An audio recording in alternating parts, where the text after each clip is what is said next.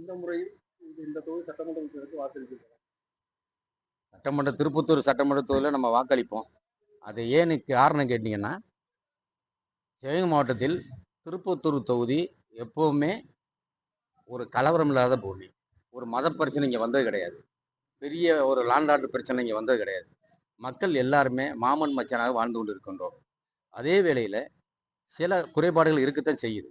அதுக்கு அதிகாரிகள் தான் பொறுப்பு ஏற்க முடியும் தவிர அமைச்சர் பொறுப்பு ஏற்க முடியாது. அவர் கடந்த காலங்களில் 4 தடவை எம்எல்ஏ இருந்திருக்காரு. இந்த தடவை 2 தடவை அமைச்சராக இருந்திருக்காரு. அதனால் எங்களுக்கு அவர் சிறப்பாக தான் நிர்வகித்துக்கிட்டு இருக்காரு. அதனால் நாங்கள் அவருக்கு எம்எல்ஏ எலெக்ஷனில் ஓட்டு போடுவோம். அதில் எந்த மாற்றம் கிடையாது. திருப்பியும் சொல்கிறோம், குறைபாடுகள் இருந்தாலும் அதற்கு அவருக்கு பொறுப்பு அல்ல.